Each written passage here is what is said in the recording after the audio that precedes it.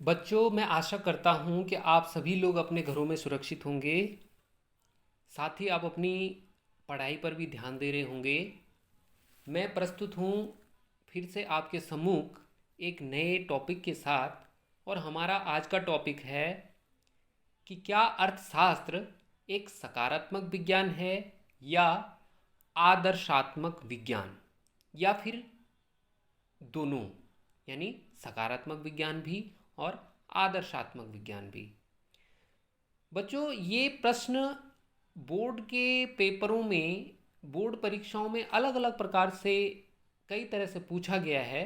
तो मैं चाहता हूँ कि आप इस प्रश्न को, इस टॉपिक को अच्छे से तैयार कर लेंगे, इसके नोट्स भी बना लेंगे। आप जैसे स्क्रीन पर आप देख पा रहे हैं, इसी अनुसार आप बना सकते हैं, या आपके पास जो भी उपलब्ध पाठ्य सामग्री है उससे भी आप अपने नोट्स बना सकते हैं।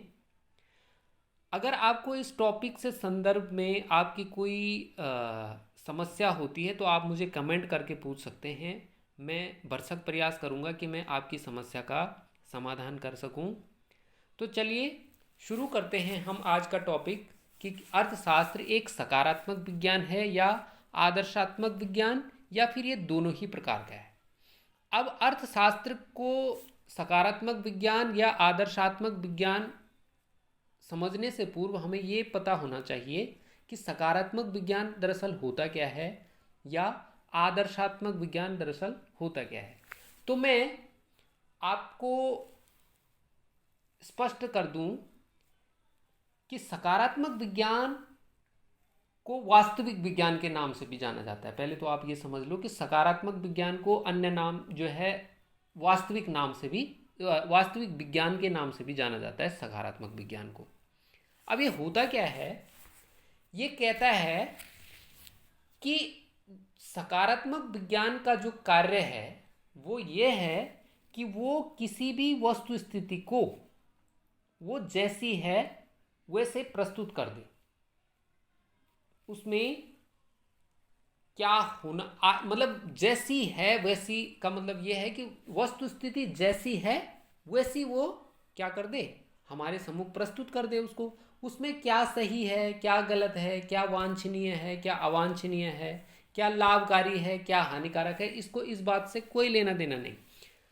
यानी सकारात्मक विज्ञान जो है वो वस्तु स्थिति का अध्ययन करके कारण और परिणाम में संबंध स्थापित करता है। यह तथ्यों का अध्ययन करके वस्तु स्थिति क्या थी, क्या है और क्या होगी का समाधान प्रस्तुत करती है, परंतु यह क्या उचित है, क्या अनुचित है, क्या वांछनीय है और क्या अवांछनीय है, इसका कोई समाधान प्रस्तुत नहीं करता। मैं आपको एक छोटे से उदाहरण से आपको समझाने का प्रयास करता हूँ।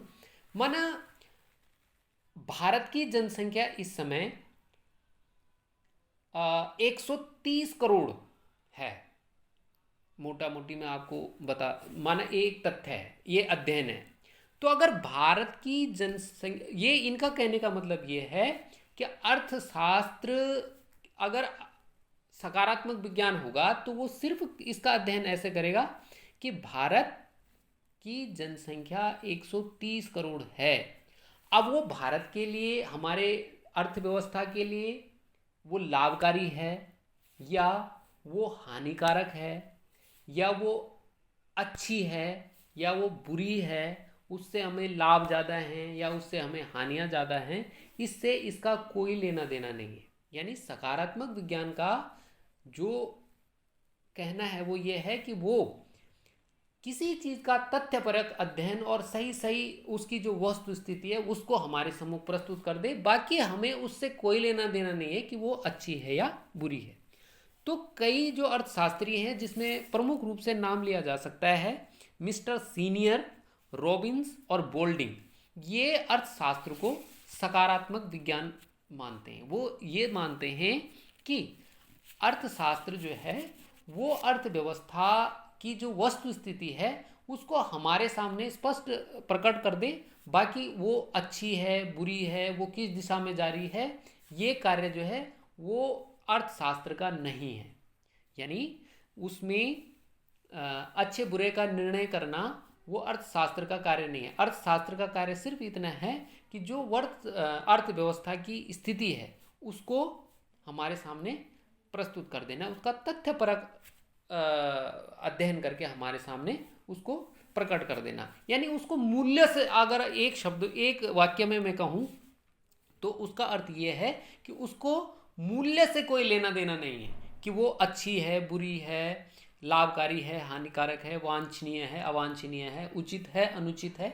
इस बात का अर्थशास्त्र को का कोई लेना देना नहीं है। बस उसका लेना देना यह है कि अर्थव्यवस्था की जो स्थिति है या भूतकाल में जो स्थिति थी या भविष्य में जो उसको लगता है कि भविष्य में अर्थव्यवस्था की ये स्थिति होने वाली है, वो उसका तथ्यपरक विश्लेषण कर ले और वो हमारे सामने जो वास्तविक स्थिति है उसको हमारे सामने प्रकट कर दे, तो उसको कहा जाता है सकारात्मक विज्ञान या वास्तविक विज्ञान। तो मैंने आपको बता दिया, 3 खास नाम है इसमें, सीनियर, रॉबिन्स और बोल्डिंग। ये जो है अर्थशास्त्र को सकारात्मक विज्ञान या वास्तविक विज्ञान मानते हैं। अब मैं आपके समक्ष बताता हूं कि आदर्शात्मक विज्ञान क्या है। आदर्शात्मक विज्ञान क्या कहता है? देखो, आदर्शात्मक विज्ञान ये कहता है कि ठीक है भाई, आपने अर्थव्यवस्था का अध्ययन तो कर लिया, लेकिन ऐसे अध्ययन का क्या फायदा कि जिससे हम अपने किन्हीं उद्देश्यों की पूर्ति के लिए कोई परिणाम न निकाल सकें।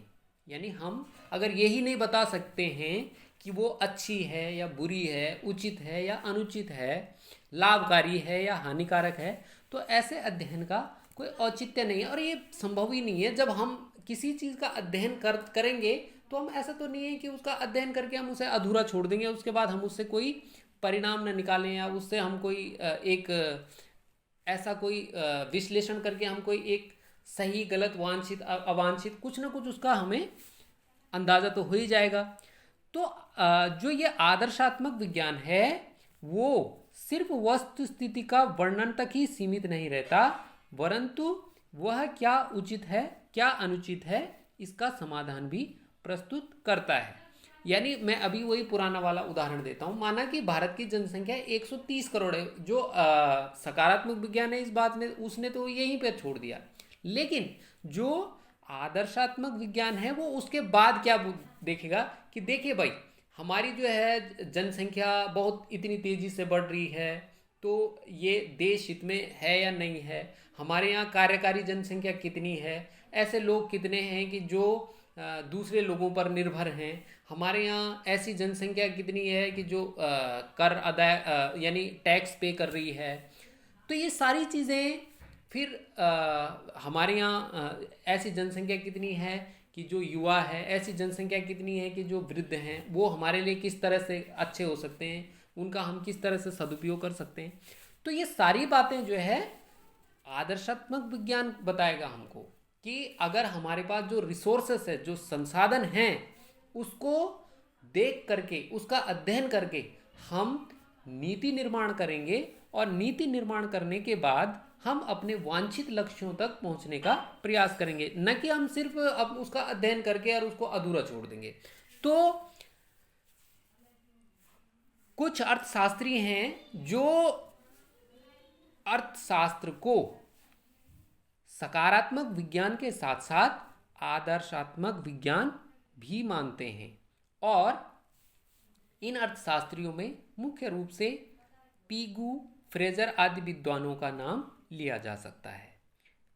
फिर से आप नोट कर लेंगे, प्रोफेसर पीगू और फ्रेजर, इन विद्वानों ने अर्थशास्त्र को सकारात्मक विज्ञान के साथ साथ आदर्शात्मक विज्ञान भी माना है। और इन्होंने ये माना है कि अर्थशास्त्र कभी भी अपने उद्देश्यों से तटस्थ नहीं हो सकता, क्योंकि हमारा जो अध्ययन है, जब तक हम किसी परिणाम पे नहीं जाएंगे तो फिर उस अध्ययन का, मैंने पहले ही कहा कि उसका कोई औचित्य नहीं है। तो इसका मतलब यही है कि अब आपके दिमाग में ये प्रश्न आ रहा होगा कि या तो अर्थशास्त्र भी सकारात्मक विज्ञान होगा या अर्थशास्त्र आदर्शात्मक विज्ञान होगा। तो मैं आपको बता देता हूं कि न तो अर्थशास्त्र एक तरफ सकारात्मक विज्ञान है, ना अर्थशास्त्र एक तरफा आदर्शात्मक विज्ञान है। ये दोनों अलग अलग नहीं हैं, बल्कि ये एक दूसरे के पूरक हैं। जब हम अर्थव्यवस्था का अध्ययन करेंगे तभी हम किसी निष्कर्ष पर निकलेंगे, और तभी हम कोई नीति निर्माण करेंगे, और तभी हम अपने वांछित लक्ष्यों पर पहुंचेंगे। तो ऐसे अर्थशास्त्री आधुनिक युग में ज़्यादा हैं कि जो अर्थशास्त्र को वास्तविक विज्ञान के साथ साथ आदर्शात्मक विज्ञान मानते हैं। तो मैं समझता हूँ आप इस बात को समझ गए होंगे कि आदर्शात्मक विज्ञान क्या है और वास्तविक विज्ञान क्या है, और अर्थशास्त्र वास्तविक विज्ञान है या आदर्शात्मक विज्ञान है। मैंने आपको उदाहरण से बता दिया है कि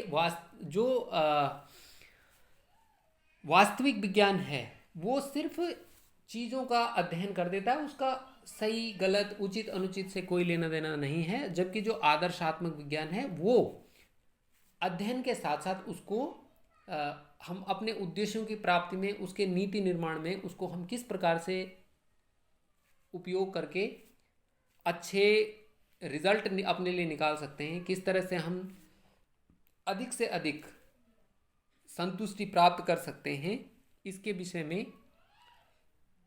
ये हमारा उसका लाभ है। तो आधुनिक युग में अर्थशास्त्र को सकारात्मक विज्ञान के साथ साथ आदर्शात्मक विज्ञान भी माना जाता है। तो अगर आप लोगों की इसमें इस बात को लेकर के कोई भी आपके समस्या है तो आप मुझे कमेंट में पूछ सकते हैं। मैं समझता हूँ कि अपनी अवधारणा कुछ स्पष्ट आपको थोड़ी बहुत हुई होगी। इसके साथ साथ आपके पास जो भी पाठ्य सामग्री है, आप इस टॉपिक का और अध्ययन करके अपनी अवधारणा को और स्पष्ट करेंगे।